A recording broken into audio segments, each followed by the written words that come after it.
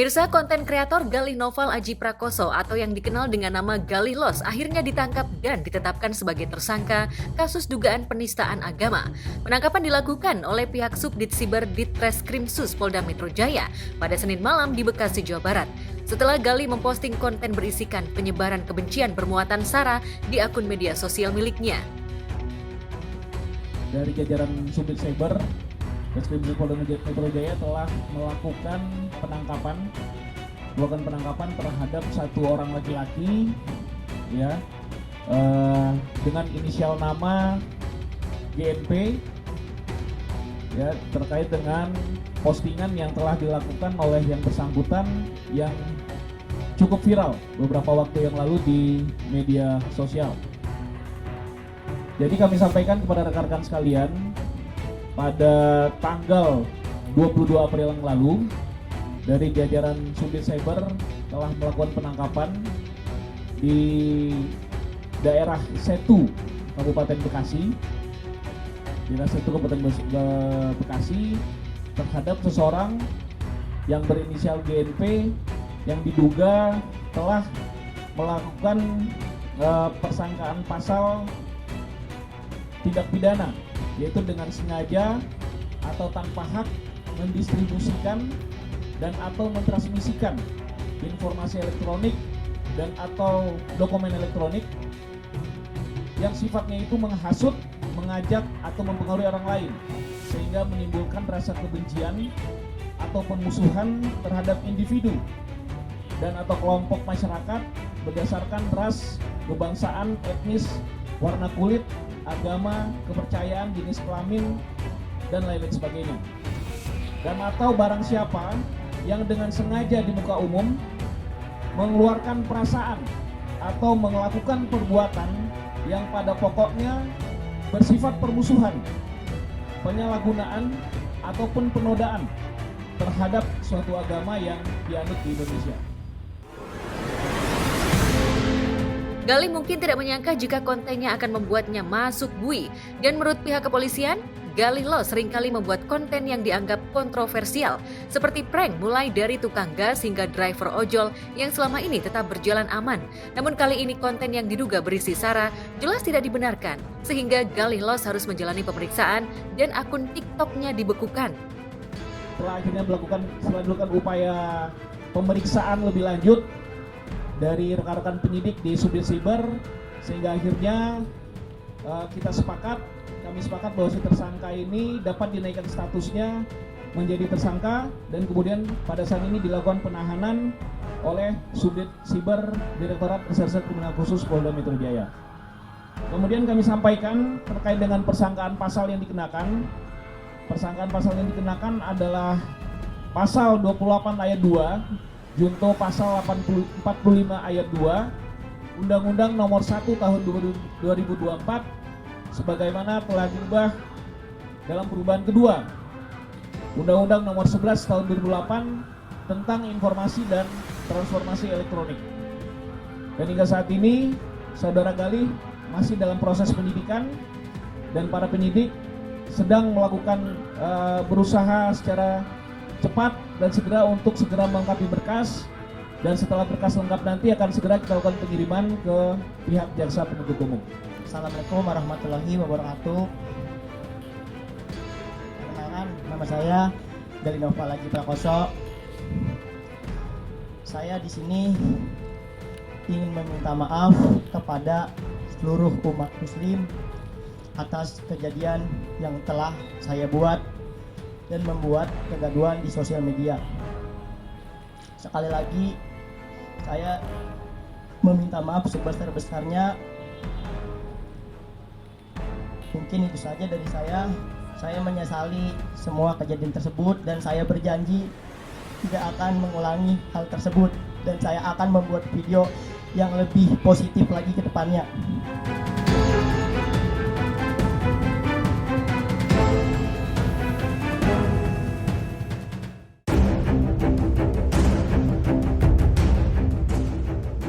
Di lain lokasi, Polda Metro meringkus tersangka atas dugaan melakukan perjudian secara online.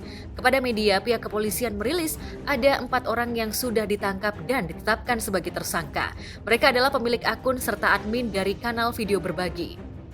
Bahwa pada tanggal 23 April yang lalu, sekitar jam 21.30, jadi jajaran dari Subdit Siber Reskrimsus Polda Metro Jaya itu telah melakukan penindakan, telah melakukan penggeledahan di sebuah rumah yang berada di daerah kawasan Tapos, Cimanggis, Depok, Jakarta, di kota Depok. Ternyata dari hasil penyelidikan sebelumnya, dari hasil pelaksanaan patroli siber, telah ditemukan hasil penyidikan bahwa di tempat ini telah diduga terjadi praktek judi online. Praktek judi online yang dioperatorkan oleh beberapa orang. Dan setelah dilakukan penggeledahan di tempat tersebut, kami telah melakukan penangkapan terhadap 4 orang. Inisial yang pertama itu adalah saudara EP, kemudian yang kedua saudara BY, ketiga saudara DA, dan terakhir saudara TA. Tim penyidik Subdit Siber Ditreskrimsus Polda Metro Jaya juga merilis keempat tersangka yang dijerat dengan pasal berlapis. Namun ketika disinggung soal artis yang sedang menjadi target terkait judi online, kepolisian mengungkapkan jika masalah itu sedang dalam penyelidikan yang serius. Untuk keterkaitan pemasaran yang melibatkan public figure akan kami kembangkan. Pada saat ini masih dalam proses penyidikan, dan apabila ditemukan public figure yang terlibat dalam marketing ataupun pemasaran, akan kami kembangkan ke masalah. Demikian. Penerapan pasal perlu kami sampaikan kepada rekan-rekan bahwa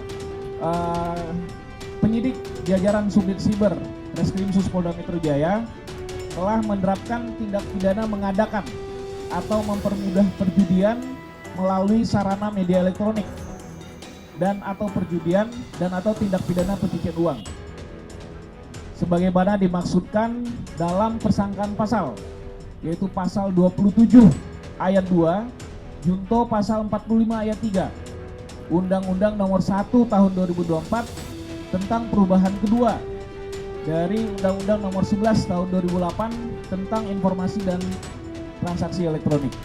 Kemudian juga kita yuntukan dengan pasal 303 KUHP, pasal perjudian, dan juga kita yuntukan dengan pasal 3, pasal 4, dan pasal 5 tentang Undang-Undang Nomor 8 Tahun 2010 tentang tindak pidana pencucian uang. Untuk ancaman hukumannya dapat kami sampaikan kalau untuk pasal ITE itu ancaman hukumannya adalah 6 tahun maksimal, ancaman hukuman 6 tahun penjara dan denda paling banyak 1 miliar rupiah. Sementara dari pasal 303 KUHP itu ancaman pidananya adalah 10 tahun penjara ataupun denda paling banyak 25 juta rupiah.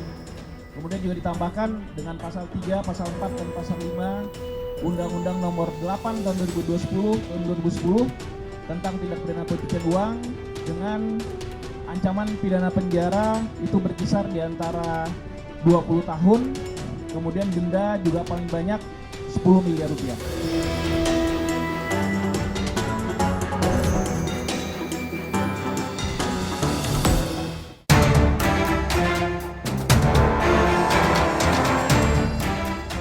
Penyelidikan kasus dugaan korupsi Tata Niaga Timah terus berlanjut setelah menetapkan 16 tersangka serta menyita sebagian aset tersangka yang terindikasi korupsi seperti aset Helena Lim dan Harvey Muiz.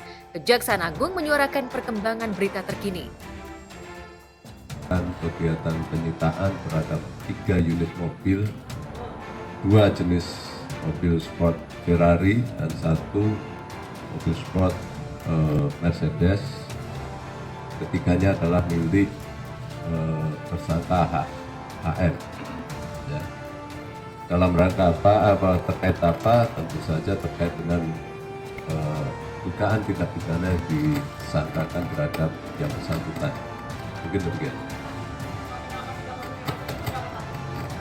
Kalau terkait dengan nominal kami belum menghitung, nanti setelah kami sita akan kami serahkan ke Badan Pembinaan Aset untuk dilakukan appraisal. Di situ nanti akan kita ketahui berapa nilainya. Kepada media, pihak Kejaksaan Agung mengaku akan terus menyisir dengan teliti aliran dana dan aset para tersangka korupsi 271 triliun ini. Lantas benarkah pihak Kejaksaan Agung siap menangkap tersangka baru? Atau seperti apa perkembangan teranyar dari kasus yang melibatkan sejumlah pesohor ini? Dalam perkara ini yang kami sangka yang terlibat dalam tindak pidana korupsi adalah saudara HM, sehingga kegiatan penelusuran aset yang kami lakukan terhadap aset-aset milik HM, dan tentu saja sepanjang alirannya menyangkut ada indikasi keterlibatan atau ada kaitannya, pasti akan kami lakukan penyitaan. Tidak hanya apabila aset tersebut berada di atau dimiliki oleh siapapun, entah itu istrinya atau siapapun, sepanjang itu ada dugaan keterkaitan pasti akan kami ambil.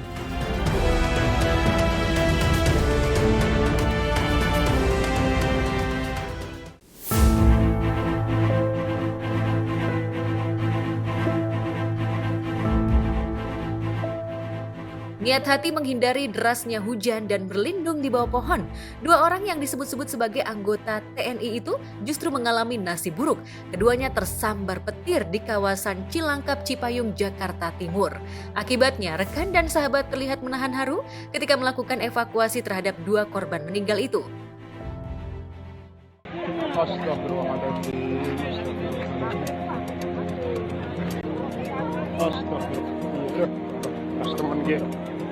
Deteksi langsung kena wong loro gila.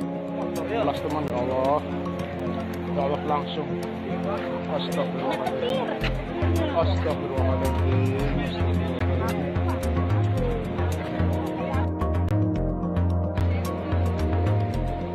Sekaligus motornya ini nih, motornya deket sini aja Pak.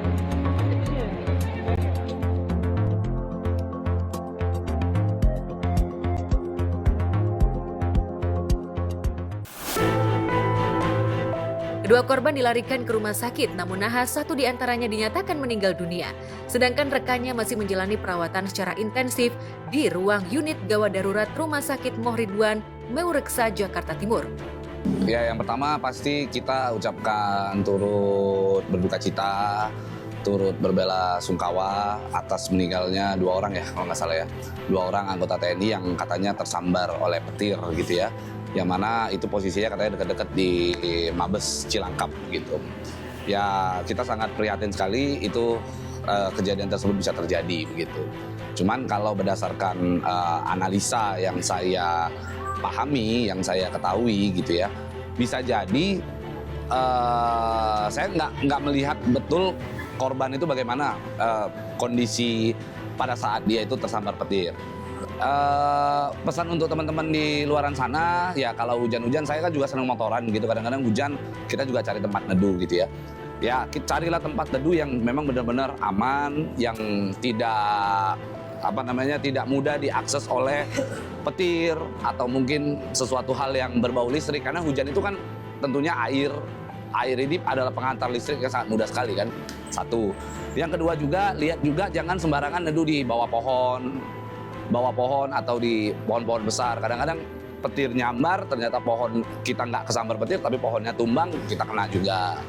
Terus biasakan menggunakan perlengkapan yang benar-benar safety begitu, apalagi kalau kita berkendara motor. Jangan main handphone di saat lagi ada hujan petir gede gitu, karena berbahaya ya. Sekarang itu banyak kejadian seperti itu. Ya nggak bisa ditentuin juga, karena kan sikon kita nggak pernah tahu posisi kita kena hujan atau petir kita lagi di mana gitu. Kita nggak mungkin dong kita lagi hujanan kita milih harus di mana gitu, nggak mungkin kan gitu.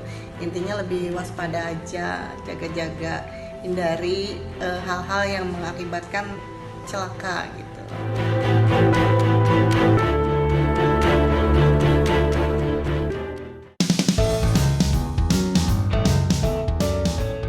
Kakek dan nenek terlihat berusaha mengikuti sejumlah gerakan yang dicontohkan oleh anak dan cucu mereka. Aksi kakek dan nenek itu menjadi viral usai videonya diposting oleh salah satu